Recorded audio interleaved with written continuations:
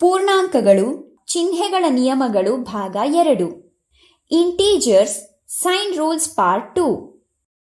ನಮಸ್ತೆ ಸ್ನೇಹಿತರೆ, ಈ ವಿಡಿಯೋದಲ್ಲಿ ನಾವು ಪೂರ್ಣಾಂಕಗಳನ್ನು ಗುಣಿಸುವಾಗ ಮತ್ತು ಭಾಗಿಸುವಾಗ ಚಿಹ್ನೆಗಳ ನಿಯಮಗಳನ್ನು ಅರ್ಥ ಮಾಡಿಕೊಳ್ಳೋಣ. ಹಿಂದಿನ ವಿಡಿಯೋದಲ್ಲಿ ಸಂಖ್ಯಾ ರೇಖೆಯಲ್ಲಿನ ಸೊನ್ನೆಯ ಎಡಭಾಗದಲ್ಲಿ ಋಣಾತ್ಮಕ ಅಥವಾ ನೆಗೆಟಿವ್ ಸಂಖ್ಯೆಗಳನ್ನು ಮತ್ತು ಬಲಭಾಗದಲ್ಲಿ ಧನಾತ್ಮಕ ಅಥವಾ ಪಾಸಿಟಿವ್ ಸಂಖ್ಯೆಗಳನ್ನು ಬರೆಯಲಾಗುತ್ತದೆ ಎಂದು ತಿಳಿದಿದ್ದೇವೆ. ಪಾಸಿಟಿವ್ ಸಂಖ್ಯೆಗಳು 0 ಮತ್ತು ನೆಗೆಟಿವ್ ಸಂಖ್ಯೆಗಳನ್ನು ಒಟ್ಟಾಗಿ ಪೂರ್ಣಾಂಕಗಳು ಎಂದು ಕರೆಯಲಾಗುತ್ತದೆ. ನಾವು ಪೂರ್ಣಾಂಕಗಳನ್ನು ಕೂಡಬೇಕೆ ಅಥವಾ ಕಳೆಯಬೇಕೆ ಎಂದು ಅವುಗಳ ಚಿಹ್ನೆಗಳನ್ನು ಗಮನಿಸುವ ಮೂಲಕ ತಿಳಿದುಕೊಳ್ಳಬಹುದು ಎಂಬುದನ್ನು ಸಹ ಕಲಿತಿದ್ದೇವೆ. ಸಂಖ್ಯೆಗಳ ಚಿಹ್ನೆಗಳು ಒಂದೇ ಆಗಿರುವಾಗ ಅವುಗಳನ್ನು ಒಟ್ಟಿಗೆ ಕೂಡಿಸಲಾಗುತ್ತದೆ ಮತ್ತು ಅದೇ ಚಿಹ್ನೆಯನ್ನು ಉತ್ತರದಲ್ಲಿ ಬರೆಯಲಾಗುತ್ತದೆ.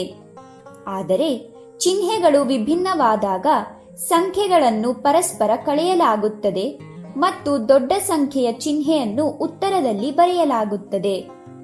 ಪೂರ್ಣಾಂಕಗಳನ್ನು ಗುಣಿಸಿದಾಗ ಅಥವಾ ಭಾಗಿಸಿದಾಗ ಉತ್ತರದಲ್ಲಿ ಚಿಹ್ನೆಯನ್ನು ಹೇಗೆ ಹಾಕಬೇಕು ಅಥವಾ ಗುಣಿಸುವಾಗ ಅಥವಾ ಭಾಗಿಸುವಾಗ ಉತ್ತರದಲ್ಲಿನ ಚಿಹ್ನೆಯ ನಿಯಮಗಳು ಯಾವುವು ಎಂಬುದನ್ನು ನಾವು ಈ ಭಾಗದಲ್ಲಿ ಕಲಿಯುತ್ತೇವೆ. ಇದಕ್ಕಾಗಿ ಗುಣಾಕಾರದ ಕೆಲವು ಲೆಕ್ಕಗಳನ್ನು ತೆಗೆದುಕೊಳ್ಳೋಣ. 3 4ರಿಂದ ಗುಣಿಸಿದಾಗ ಉತ್ತರವಾಗಿ 12 ದೊರೆಯುತ್ತದೆ. ಇಲ್ಲಿ ಎಲ್ಲಾ ಸಂಖ್ಯೆಗಳು ಪಾಸಿಟಿವ್ ಆಗಿದೆ. ಆದರೆ ನೆಗೆಟಿವ್ 3 ಪಾಸಿಟಿವ್ 4ರಿಂದ ಗುಣಿಸಿದಾಗ ಉತ್ತರವು ನೆಗೆಟಿವ್ 12 ಆಗಿರುತ್ತದೆ. ಆದರೆ ನಾವು ಚಿಹ್ನೆಯನ್ನು ಬದಲಾಯಿಸಿದರೆ, ಅಂದರೆ 3 ಅಥವಾ ಪಾಸಿಟಿವ್ 3 ನೆಗೆಟಿವ್ 4ರಿಂದ ಗುಣಿಸಿದರೆ ಉತ್ತರವು ಆಗಲೂ ಸಹ ನೆಗೆಟಿವ್ 12 ಆಗಿರುತ್ತದೆ. ಆದರೆ ನೆಗೆಟಿವ್ 3 ನೆಗೆಟಿವ್ 4ರಿಂದ ಗುಣಿಸಿದಾಗ ಉತ್ತರವು ಪಾಸಿಟಿವ್ 12 ಆಗಿರುತ್ತದೆ. ಇದರಿಂದ ಪೂರ್ಣಾಂಕಗಳ ಗುಣಾಕಾರವು ಸಾಮಾನ್ಯ ಗುಣಾಕಾರದಂತೆ ಎಂದು ನಾವು ಅರ್ಥ ಮಾಡಿಕೊಳ್ಳಬಹುದು. ಆದರೆ ಉತ್ತರದಲ್ಲಿ ಚಿಹ್ನೆಗಳನ್ನು ಹಾಕಲು ಕೆಲವು ನಿಯಮಗಳಿವೆ. ಮೊದಲ ಉದಾಹರಣೆಯಲ್ಲಿ ಎರಡೂ ಸಂಖ್ಯೆಗಳು ಪಾಸಿಟಿವ್ ಆಗಿವೆ ಮತ್ತು ಉತ್ತರವೂ ಸಹ ಪಾಸಿಟಿವ್ ಚಿಹ್ನೆಯನ್ನು ಹೊಂದಿರುತ್ತದೆ. ಅಂದರೆ ಪಾಸಿಟಿವ್ ಮತ್ತು ಪಾಸಿಟಿವ್ ಚಿಹ್ನೆ ಗುಣಾಕಾರಗೊಂಡು ಪಾಸಿಟಿವ್ ಆಗುತ್ತದೆ.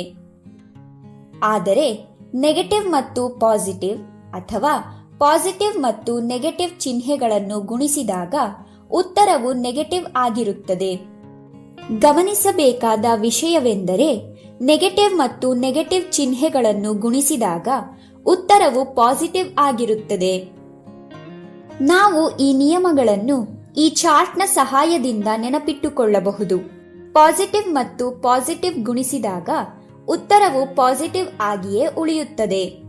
ಆದರೆ ನೆಗೆಟಿವ್ ಮತ್ತು ನೆಗೆಟಿವ್ ಗುಣಿಸಿದಾಗ ಅದು ಪಾಸಿಟಿವ್ ಆಗಿರುತ್ತದೆ.